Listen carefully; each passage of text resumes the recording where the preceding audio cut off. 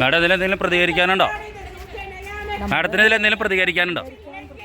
നമ്മളൊരു നല്ല നിയമ സംവിധാനമുള്ള ഇന്ത്യ മഹാരാജ്യത്താണ് ജീവിക്കുന്നത്. എനിക്ക് കോടതിയിലും നിയമത്തിലും വിശ്വാസമുണ്ട്. ഈ കാണിക്കുന്നതിനെതിരെ ഞാൻ വേറൊന്നും എനിക്ക് പറയാനില്ല. ഇതിപ്പോ സുഗമമായ പ്രവർത്തനങ്ങൾക്ക് ഈ തടസ്സം നിൽക്കുന്നതിന് കൗൺസിലിൽ പരാതി, അതിനെപ്പറ്റി എന്താ പറയുന്നത്? 2 വർഷത്തോളമായി നല്ലത് പറയേണ്ട ദിവസം അത്രയും പറയും. ഇതിന് മുമ്പ് പറഞ്ഞിട്ടുണ്ടെന്ന് പറഞ്ഞവർ ഇനി ഇവിടേക്ക് തിരിച്ചു വരാം. ഓഫീസിൽ നാളെ ഡ്യൂട്ടിക്ക് ഉണ്ടാവും. പഠിച്ചില്ലെങ്കിൽ നാളെ ചാണക വെള്ളമായിരിക്കും.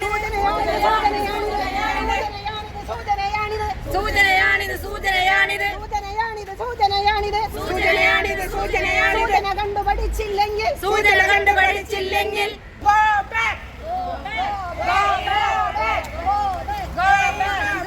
എല്ലാവർക്കും നമസ്കാരം. ഞാനിപ്പോൾ ചാലക്കുടി നഗരസഭാ കാര്യാലയത്തിൻ്റെ അകത്താണ്.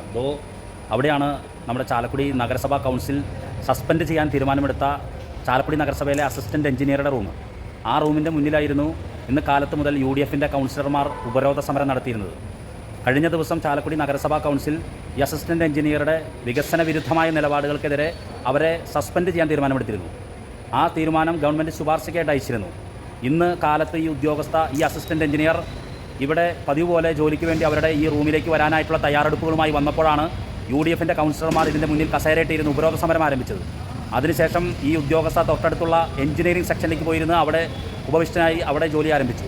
കാലത്ത് മുതൽ ഈ UDFൻ്റെ കൗൺസിലർമാർ ഇവിടെ പുറത്ത് ഉപരോധ സമരം തുടർച്ചയായിട്ട് തുടർന്നുകൊണ്ടിരുന്നു.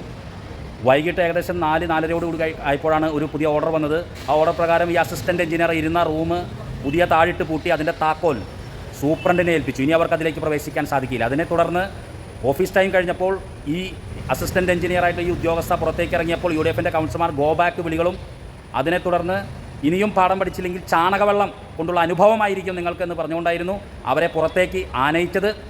അതിനുശേഷം അസിസ്റ്റൻറ്റ് എഞ്ചിനീയറോട് സംസാരിച്ചപ്പോൾ അവർ പറഞ്ഞത്, എനിക്ക് കോടതിയുണ്ട്, കോടതി എനിക്ക് സംരക്ഷണം നൽകും, നാളെയും ഞാൻ ജോലിക്ക് ആയിട്ട് ഈ ചാലക്കുടി നഗരസഭയിൽ തന്നെ വരുമെന്ന് തന്നെയാണ്. പക്ഷേ അപ്പോഴും പുറത്ത് UDFൻ്റെ കൗൺസിലർമാർ വലിയ ശക്തമായിട്ടുള്ള ഗോ ബാക്ക് വിളികളുമായിട്ടാണ് അവരെ ഇന്ന് പറഞ്ഞയച്ചത്. നാളെയും അവർ ജോലിക്ക് വരുമെന്ന് തന്നെയാണ് പറഞ്ഞത്. UDFൻ്റെ കൗൺസിലർമാർ നാളെയും പ്രതിരോധം തീർത്തുകൊണ്ടുള്ള സമരത്തിലായിരിക്കാൻ സാധ്യതയുണ്ട്. ഇതുമായി ബന്ധപ്പെട്ട വിഷയങ്ങളാണ് ഇന്ന് നടന്നത്.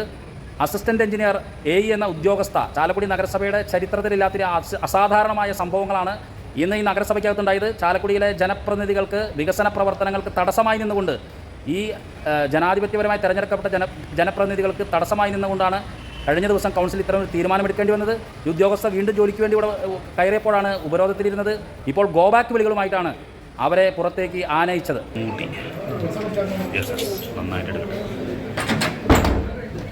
എല്ലാം പര്യവസാനമായി ഏയുടെ റൂം പൂട്ടും.